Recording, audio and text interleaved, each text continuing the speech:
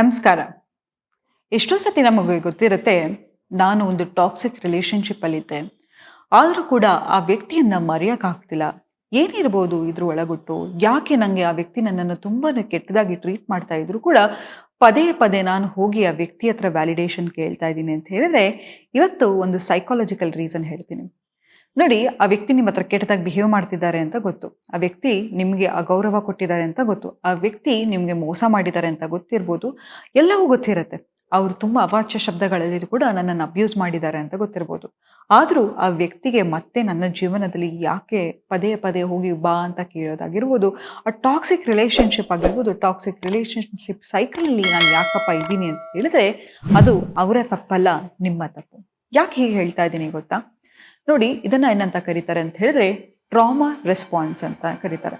ಯಾಕಂತ ಹೇಳಿದ್ರೆ ಎಲ್ಲೋ ಒಂದ್ ಕಡೆ ನೀವು ಹೋಗಿ ಆ ವ್ಯಕ್ತಿ ಹತ್ರ ನಿಮ್ಮ ವ್ಯಾಲಿಡೇಷನ್ ಅನ್ನ ಕೇಳ್ತಾ ಇರ್ತೀರ. ಯಾವತ್ತಾರು ಒಂದು ದಿನ ಆ ವ್ಯಕ್ತಿ ನಿಮ್ಮ ಹತ್ರ ಚೆನ್ನಾಗಿದ್ರೆ ನೀವು ನಿಮ್ಮ ಲೈಫಲ್ಲಿ ಗೆದ್ದಿದ್ದೀರಾ ಅನ್ನೋ ಫೀಲಿಂಗ್ ಬರುತ್ತೆ. ಅದೇನಂತ ಹೇಳಿದ್ರೆ ಡೋಪಮೈನ್ ಎಂಬ ಕೆಮಿಕಲ್ ನಿಮ್ಮ ಬಾಡಿಯಲ್ಲಿ ಉತ್ಪತ್ತಿ ಆಗುತ್ತೆ. ಈಗ ಗ್ಯಾಂಬಲ್ ಆಡಿದಾಗ ನಿಮ್ಗೆ ಎಷ್ಟು ಖುಷಿ ಆಗುತ್ತೆ ಹಣ ಸಂಪಾದನೆ ಮಾಡಿದ್ರೆ, ಅದೇ ರೀತಿ ಇದು ಕೂಡ ಈ ಫೀಲಿಂಗ್ ಕೊಡ್ತಾ ಹೋಗುತ್ತೆ. ಪ್ರತಿ ಸತಿ ಆ ವ್ಯಕ್ತಿಯ ಅಟೆನ್ಷನ್ ತಗೊಳ್ಳೋದಾಗಿರ್ಬೋದು, ಪ್ರತಿ ಸತಿ ಆ ವ್ಯಕ್ತಿಗೆ ನಿಮ್ಮ ಇರುವಿಕೆಯನ್ನು ತೋರಿಸೋದಾಗಿರ್ಬೋದು, ಹೀಗೆ ಪದೇ ಪದೇ ಮಾಡಿ ಮಾಡಿ ನೀವೇನಾಗ್ತಿರ್ತೀರಾ ಅಂತ ಹೇಳಿದ್ರೆ, ಪ್ರತಿ ಸತಿ ಆ ವ್ಯಕ್ತಿ ನಿಮ್ಮ ಹತ್ರ ಚೆನ್ನಾಗಿ ಮಾತಾಡಿದಾಗ, ಪ್ರತಿ ಸತಿ ಆ ವ್ಯಕ್ತಿ ನಿಮಗೆ ಅಟೆನ್ಷನ್ ಕೊಟ್ಟಾಗ ನೀವೇನೋ ಗೆದ್ದಾಗ ಕಾಣಿಸುತ್ತೆ. ಅದೇ ಆ ವ್ಯಕ್ತಿ ನಿಮ್ಮನ್ನ ತುಂಬಾನೇ ಕೀಳಾಗಿ ನಡೆಸ್ಕೊಂಡಾಗ ಮತ್ತೆ ಆ ಸೋತಿರೋ ಭಾವನೆಯಲ್ಲಿ ನೀವು ತೊಡಗಿಸ್ಕೊತಾ ಹೋಗ್ತೀರಾ.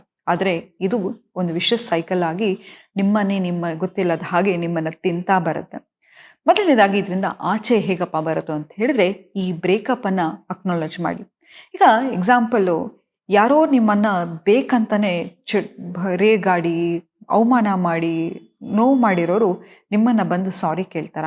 ಅವರ ಉದ್ದೇಶ ಏನಾಗಿತ್ತಪ್ಪ ಅಂತ ಹೇಳಿದ್ರೆ, ನಿಮ್ಮ ಪರ್ಸ್ನಾಲಿಟಿನೇ ಚಿತ್ರ ಮಾಡೋದಾಗಿತ್ತು. ಅಂಥವ್ರು ಬಂದು ನಿಮ್ಮನ್ನ ಫಿಕ್ಸ್ ಮಾಡಲಿಕ್ಕೆ ಸಾಧ್ಯನಾ?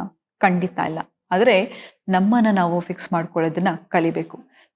ನಾವು ಮೊದಲನೇದಾಗಿ V deserve pure love and respect ಅಂತ. ನಾನು ಯಾವಾಗಲೂ ಹೇಳ್ತಾ ಇರ್ತೀನಿ, ರೆಸ್ಪೆಕ್ಟಿಗೆ ಮೊದಲನೇ ಸ್ಥಾನ ಕೊಡಿ, ಪ್ರೀತಿಗೆ ನಂತರ ಅದರ ಸ್ಥಾನ ಕೊಡಿ. ಯಾಕಂತ ಹೇಳಿದ್ರೆ ಪ್ರೀತಿ ಅನ್ನೋದು ಟ್ರಾನ್ಸಾಕ್ಷನಲ್. ಪ್ರೀತಿ ಒಂದ್ಸತಿಯಿಂದ ಇದ್ದಾಗೆ ಇನ್ನೊಂದು ಸತಿ ಇರಲ್ಲ. ಸೊ ಹಾಗಾಗಿ ನಿಮ್ಮನ್ನ ಚೂಸ್ ಮಾಡೋರನ್ನ ಚೂಸ್ ಮಾಡಿ. ನೀವು ಹಳೇ ರಿಲೇಶನ್ಶಿಪ್ಪಿಗೆ ಸ್ಟಿಕ್ ಆನ್ ಆಗಿದ್ರೆ ಮುಂದೆ ಬರ್ತಕ್ಕಂತಹ ಬ್ಲೆಸ್ಸಿಂಗ್ಸನ್ನು ನೀವೇ ಬ್ಲಾಕ್ ಮಾಡ್ತಾ ಇದ್ದೀರಾ. ಆ ವ್ಯಕ್ತಿ ನಿಮ್ಮನ್ನ ಎಷ್ಟು ಕೀಳಾಗಿ ನಡೆಸ್ಕೊಂಡ್ರು ಅನ್ನೋದು ನಿಮಗೆ ಗೊತ್ತಿದೆ. ಆ ವ್ಯಕ್ತಿ ನಿಮ್ಮನ್ನ ಫಿಕ್ಸ್ ಮಾಡಲಿಕ್ಕೆ ಸಾಧ್ಯನಾ? ಆ ವ್ಯಕ್ತಿ ಹತ್ರ ವ್ಯಾಲಿಡೇಷನ್ ತಗೊಳ್ಳಿಕ್ಕೆ ಸಾಧ್ಯನಾ? ಅಥವಾ ಆ ವ್ಯಕ್ತಿ ನಿಮಗೆ ಮತ್ತೆ ಗೌರವಿಸಿಗೆ ಸಾಧ್ಯನಾ? ಖಂಡಿತವಾಗ್ಲಿಲ್ಲ. ಯಾವತ್ತೂ ತಿಳ್ಕೊಳ್ಳಿ, ಒಂದು ವಿಷದ ಸರ್ಪ ಅಂತ ಹೇಳಿದ್ರೆ ಅದು ಯಾವತ್ತೂ ವಿಷದ ಸರ್ಪನೇ. ಅದು ಸ್ಕಿನ್ ಚೇಂಜ್ ಮಾಡ್ತಾ ಹೋಗ್ಬೋದು ಹೊರತು, ಆದರೆ ಆ ವಿಷಕಾರದನ್ನ ಯಾವತ್ತೂ ನಿಲ್ಸಲ್ಲ. ಹಾಗಾಗಿ ಒಂದ್ಸತಿ ನಿಮಗೆ ಒಬ್ಬ ವ್ಯಕ್ತಿ ಅವಮಾನ ಮಾಡಿದ್ದಾರೆ ಅಂತ ಹೇಳಿದ್ರೆ, ಇನ್ನೊಂದ್ಸತಿ ನೀವು ಚಾನ್ಸ್ ಕೊಟ್ರೆ ಮತ್ತೆ ಅದು ಇನ್ನೂ ವರ್ಸ್ಟ್ ಆಗುತ್ತೆ ಹೊರತು ಬೆಟರ್ ಆಗ್ಲಿಕ್ಕೆ ಸಾಧ್ಯ ಇಲ್ಲ. ನಿಮ್ಮನ್ನ ನೀವು ಗೌರವಿಸ್ಕೊಳ್ಳಿಕ್ಕೆ ಶುರು ಮಾಡಿ. ಎಲ್ಲಿ ನಿಮಗೆ ಗೌರವ ಇರುತ್ತೋ ಅಲ್ಲಿ ಮಾತ್ರ ಇರಿ.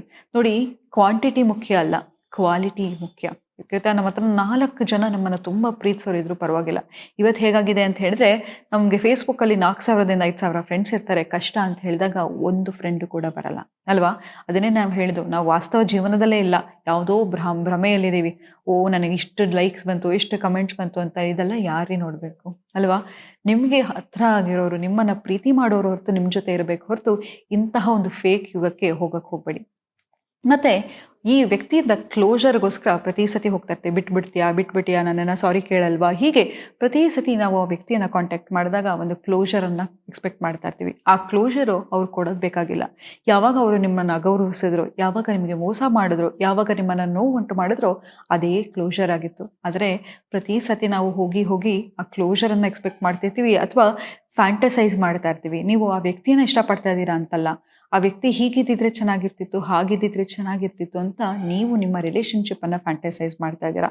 ನೋಡಿ, ಪ್ಯೂರ್ ಲವ್ ಅನ್ನೋದೇನಪ್ಪ ಅಂತ ಹೇಳಿದ್ರೆ, ನಿಮಗೆ ಯಾವುದೇ ರೀತಿಯ ಆಂಗ್ಸೈಟಿ ಆಗಿರಲಿ, ಸ್ಟ್ರೆಸ್ ಆಗಿರಲಿ, ಟೆನ್ಷನನ್ನು ಕೊಡಲ್ಲ. ಆ ರಿಲೇಶನ್ಶಿಪ್ ಇರೋದೇ ನಿಮಗೆ ಪ್ರೀತಿಯನ್ನು ಕೊಡಲಿಕ್ಕೆ. ಹಾಗಾಗಿ ಇಂತಹ ಒಂದು ಯಾವುದು ನಿಮಗೆ ಆಂಗ್ಸೈಟಿ ಕೊಡುತ್ತೋ, ಸ್ಟ್ರೆಸ್ ಕೊಡುತ್ತೋ ಅದನ್ನು ಹೋಗಬೇಡಿ.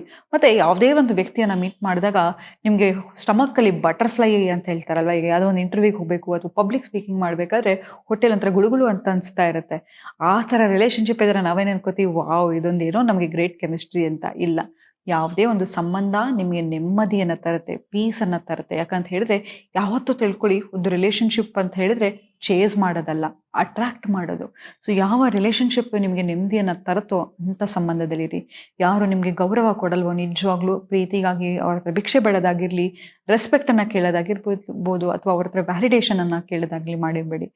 ಯಾವತ್ತು ಇದನ್ನು ಬಿಡ್ತಿರೋ, ನಾನು ನಿಮಗೆ ಪ್ರಾಮಿಸ್ ಮಾಡ್ತೀನಿ, ನಿಮ್ಮ ಲೈಫಲ್ಲಿ ಬೆಸ್ಟ್ ಲವ್ವನ್ನು ನೀವು ಅಟ್ರಾಕ್ಟ್ ಮಾಡ್ತೀರಾ. ಯಾಕೆ ಗೊತ್ತಾ?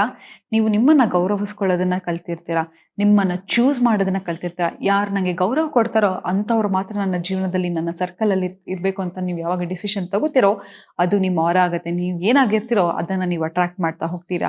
ಹಾಗಾಗಿ ಇಂತಹ ಒಂದು ಟಾಕ್ಸಿಕ್ ರಿಲೇಶನ್‌ಶಿಪ್ ಅಲ್ಲಿ ನೀವಿದ್ರೆ ಖಂಡಿತ ಅದರಿಂದ ಆಚೆ ಬಂದು ನಿಮ್ಮನ್ನು ನೀವು ಚೂಸ್ ಮಾಡ್ಕೊಳ್ಳಿ ಅಂತ ಹೇಳ್ತಾ ಇವತ್ತಿನ ಸಂಚಿಕೆಯನ್ನು ನಾನು ಮುಕ್ತಾಯಗೊಳಿಸಿದ್ದೀನಿ. ಧನ್ಯವಾದಗಳು.